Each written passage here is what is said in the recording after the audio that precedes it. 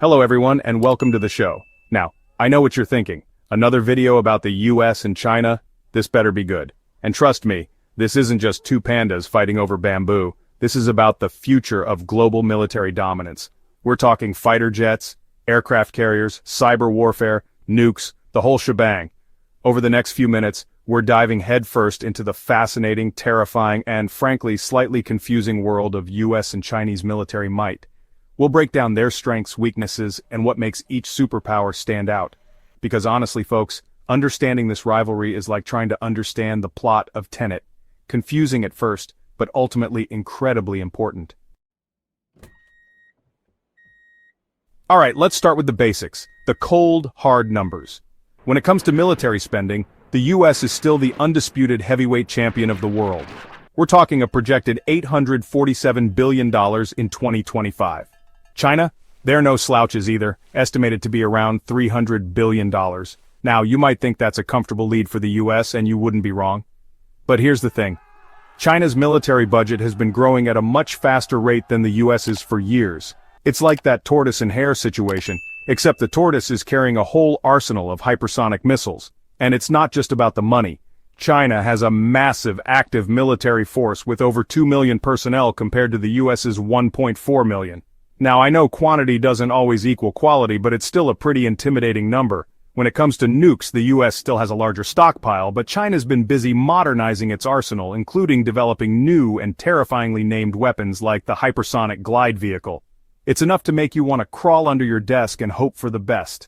But here's where things get really interesting. The US has a global reach that China can only dream of, with hundreds of military bases and facilities scattered across the planet. It's like a giant game of Risk, and the US has already conquered most of the board. China, on the other hand, is still playing catch-up, establishing its first overseas base in Djibouti just a few years ago. So while China might have the numbers in some areas, the US still has the reach and experience that comes with being the world's policeman for the past few decades. But don't think for a second that China isn't catching up. They've been investing heavily in areas like artificial intelligence, hypersonic weapons, and anti-satellite technology, all the cool, futuristic stuff that keeps Pentagon officials up at night. It's a classic tale of the established power versus the rising challenger, and frankly, it's anyone's game at this point. Now some might say, John, why are we even talking about this? Can't we all just get along? And to those people I say, have you met humanity? We're basically hardwired for conflict. But more importantly, understanding the military capabilities of these two superpowers is crucial for understanding global politics, economics, and the future of, well, everything. So buckle up, folks, because we're about to go deep into the weeds of tanks, planes, and cyber warfare. Alright, let's talk tanks, baby, because nothing says military might like a hulking behemoth of steel rolling across the battlefield. The US has long been at the forefront of tank technology, with the venerable M1 Abrams tank being the envy of armies worldwide. This thing is a beast, heavily armored, incredibly accurate, and capable of hitting targets from miles away. It's like the LeBron James of tanks, dominant, experienced, and still going strong. But China's not just sitting back and watching. They've been busy developing their own fleet of advanced tanks, like the Type 99A, which boasts composite armor, a 125mm smoothbore gun, and even a laser defense system. It's like China took all the best features of Western tanks, added a few of their own, and said, hold my Tsingtao beer. And then there's the VT-4, China's export tank that's been making waves on the international market. It's like the Toyota Corolla of tanks, reliable, affordable, and surprisingly capable. China's been selling these things like hotcakes to countries all over the world, which is a bit concerning if you're the US, who likes to be the one selling the weapons, thank you very much. But here's the thing about land warfare, it's not just about the tanks. China's got a secret weapon up its sleeve, sheer manpower. They can field millions of troops, which in a protracted land war could become a significant advantage. It's like that old saying, quantity has a quality all its own. Of course, the US would counter with its superior air power and advanced technology, but it wouldn't be a walk in the park. And let's not forget about the whole geography thing.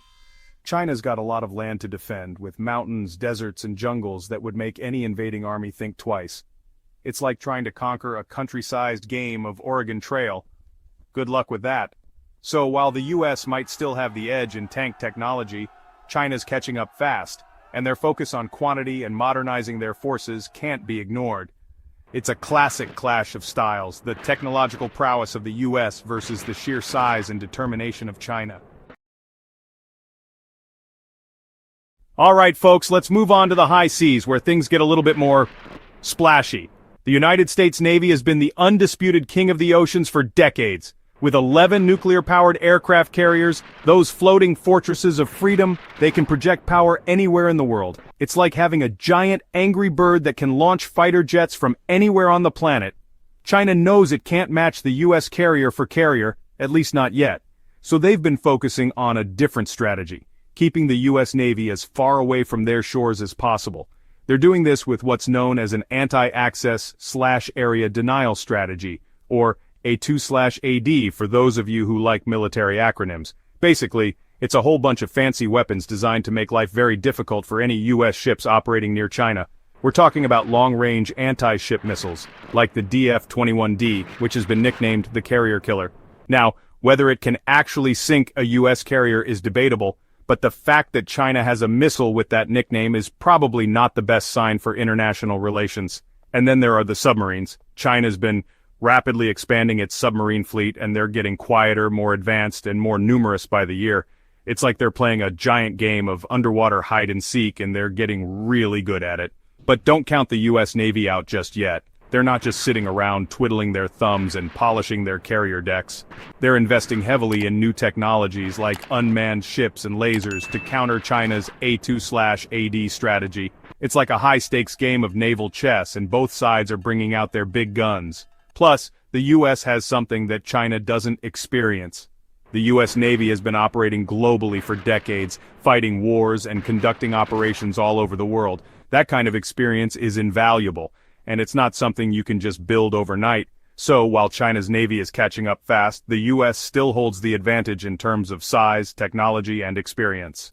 But the balance of power is shifting, and the seas are getting a lot more crowded.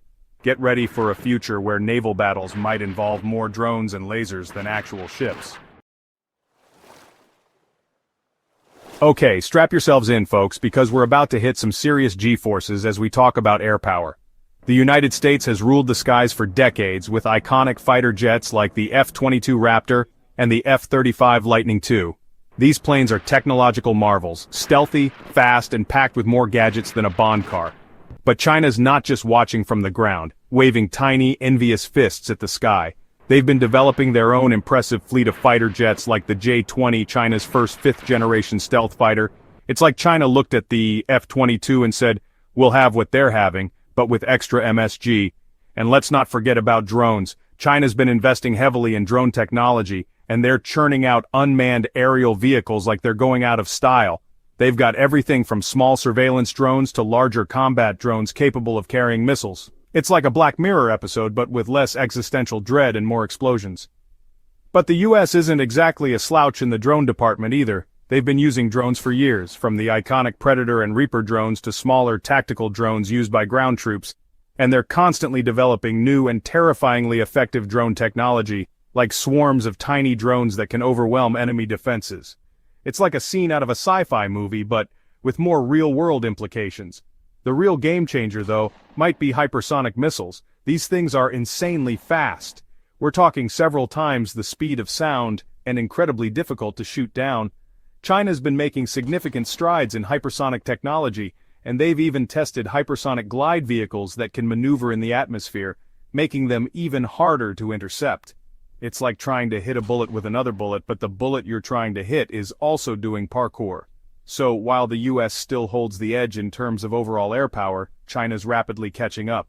They're investing heavily in advanced fighter jets, drones, and hypersonic missiles, and they're quickly closing the technological gap. Get ready for a future where the skies are filled with stealthy jets, swarms of drones, and missiles that can outrun the sound barrier. Alright folks, buckle up because we're about to blast off into the wild world of space and cyber warfare. Forget about trenches and dogfights. The new battlefields are in orbit and cyberspace. And trust me, things are about to get really nerdy, really fast. Both the US and China know that space is the ultimate high ground, and they're both investing heavily in space-based technologies. We're talking spy satellites, navigation satellites, communication satellites, basically anything with satellite in the name is fair game. It's like a giant game of orbital chess, but instead of pawns and rooks, they're moving around multi-million-dollar pieces of equipment that can track your every move. And it's not just about watching each other from space. Both countries are developing anti-satellite weapons, or ASATs, which are basically missiles designed to blow other countries' satellites out of the sky. It's like something out of Star Wars, but with less lasers and more geopolitical tension. But the real Wild West of this new age of warfare is cyberspace. Cyber attacks are becoming increasingly common, and both the US and China have been accused of launching cyber espionage campaigns against each other. We're talking about stealing government secrets, hacking into critical infrastructure, and generally wreaking havoc in the digital realm. It's like a digital game of cat and mouse, but the cat is wearing a hoodie and typing really fast, and the mouse is a government server filled with classified information. China's been particularly aggressive in cyberspace, with reports of Chinese hackers targeting everything from US government agencies to private companies. They've even been accused of using cyber espionage to steal intellectual property and gain an economic advantage. It's like they're playing a real-life game of civilization, but instead of building wonders, they're stealing technology and research points. The US, of course, has its own cyber capabilities, and they're no slouches in the digital espionage department either. But the US has also been more vocal about setting international norms for cyberspace, trying to establish some rules of the road for this new and constantly evolving domain. It's like they're trying to put a sheriff in charge of the digital Wild West, but everyone's still packing digital pistols and hacking their way through saloons. So while the US might still have an edge in space, China's catching up fast, and they're already a formidable force in cyberspace. The future of warfare is going to be fought on these new and constantly evolving battlefields, and the stakes have never been higher. Get ready for a world where wars might be won or lost, not with tanks and planes, but with lines of code and well-placed cyber attacks. Okay folks, it's time to address the elephant in the room, the one with the mushroom cloud-shaped shadow nuclear weapons. Both the US and China have enough firepower to turn the planet into a radioactive wasteland several times over. It's the kind of thing that keeps diplomats up at night, clutching their worry beads and stress-eating their way through peace conferences. The US, as we all know, has been in the nuclear club for a while now, with a stockpile of around 3,708 nuclear warheads as of 2021. They've got everything from massive intercontinental ballistic missiles, or ICBMs, to smaller tactical nukes. It's like a terrifying menu of nuclear destruction, and nobody wants to be around to see what the chef's special is. China, on the other hand, is a relative newcomer to the nuclear game, but they're playing catch-up fast. They've been steadily modernizing their arsenal, developing new missiles, warheads, and delivery systems. It's like they're building a brand new state-of-the-art nuclear arsenal, complete with all the latest bells and whistles, and maybe even a complimentary gift basket. One of the most concerning developments is China's rapid expansion of its missile silos. They're building hundreds of new silos, which could significantly increase their nuclear arsenal. It's like they're building a giant underground parking lot for their nukes, and nobody's quite sure why they need so much space. And then there are the hypersonic glide vehicles we talked about earlier. China's been testing these things with nuclear-capable missiles, which is a bit like giving a toddler a loaded gun and hoping for the best. These hypersonic weapons are incredibly difficult to track and intercept, which makes them a serious threat, even with a limited nuclear payload. Now, the good news is that both the US and China are signatories to the Treaty on the Non-Proliferation of Nuclear Weapons, or NPT, which aims to prevent the spread of nuclear weapons. They've also engaged in some arms control talks, trying to limit the size and scope of their nuclear arsenals. It's like they're trying to have a rational conversation about nuclear weapons, which is a bit like trying to teach a cat to play chess. Difficult, but not impossible. But the reality is that we live in a world where two superpowers have enough nuclear weapons to destroy civilization as we know it. It's a sobering thought, and it's a reminder that even in the 21st century, the threat of nuclear annihilation is still very real. Alright folks, let's talk about friends, or at least the geopolitical kind alliances. Because in the world of international relations, it's always good to have friends with strategic benefits. The United States has a network of alliances that spans the globe, from NATO in Europe to AUKUS in the Indo-Pacific. It's like a giant web of security arrangements designed to deter aggression and promote stability. Or at least that's the idea. NATO, or the North Atlantic Treaty Organization, is the big kahuna of military alliances with 30 member countries, mostly in Europe and North America. It's been around since the end of World War II, and its primary purpose is to deter Russian aggression. Think of it like a neighborhood watch program, but instead of nosy neighbors, it's heavily armed countries with a shared interest in not getting invaded by Russia. Then there's AUKUS, a newer alliance between Australia, the United Kingdom, and the United States. This one's all about countering China's growing influence in the Indo-Pacific region. It's like the cool kids table in the school cafeteria, but instead of gossiping about who's dating whom, they're sharing intelligence and military technology. The U.S. also has bilateral defense treaties with countries like Japan, South Korea, and the Philippines, all designed to contain China's growing military might. It's like the U.S. is playing a global game of Risk, and they're trying to forge alliances with as many countries as possible to box in their opponents. China, on the other hand, has a much smaller circle of friends. Their most significant ally is Russia, and they've been buddying up in recent years, conducting joint military exercises and coordinating their foreign policy. It's like they're trying to create their own version of the Justice League, but with less spandex and more authoritarianism. China also has close ties with countries like North Korea, Pakistan, and Iran, but these relationships are more about shared interests than deep ideological bonds. It's like they're friends with benefits, but the benefits are mostly about counterbalancing U.S. influence and securing access to resources. So when it comes to alliances, the U.S. is like the popular kid in school, with a wide network of friends and allies. China, on the other hand, is more like the quiet kid who sits in the back of the class, but they've got a few close friends, and they're not afraid to use their influence to get what they want.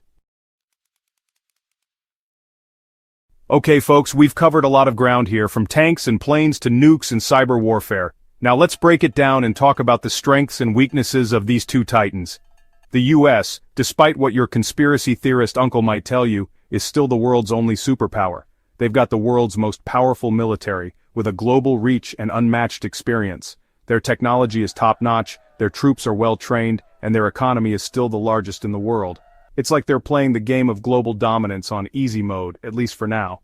But the US also has its weaknesses. Their military commitments are spread thin, with troops stationed in over 150 countries. Their wars in Iraq and Afghanistan have been costly, both in terms of blood and treasure. And their political system, while ostensibly democratic, can be slow and cumbersome, especially when it comes to making tough decisions about war and peace. It's like they're trying to juggle chainsaws while riding a unicycle on a tightrope. Impressive but inherently unstable. China, on the other hand, is the rising power, the hungry challenger snapping at the heels of the champ. They've got a rapidly growing economy, a massive population, and a government that's not afraid to throw its weight around.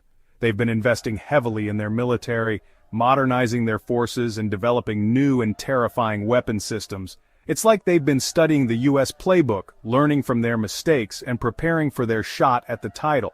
But China also has its weaknesses. They lack the US's experience in global power projection, and their military, while large, is still untested in major conflicts. Their economy, while growing, is heavily dependent on exports, and their political system, with its lack of transparency and accountability, can be brittle and unpredictable.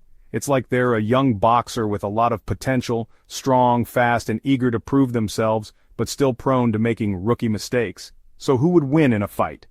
Honestly, nobody wins in a war between nuclear-armed superpowers. It would be a disaster for both sides and for the rest of the world. The real question is whether these two titans can find a way to coexist peacefully, to manage their rivalry without resorting to conflict.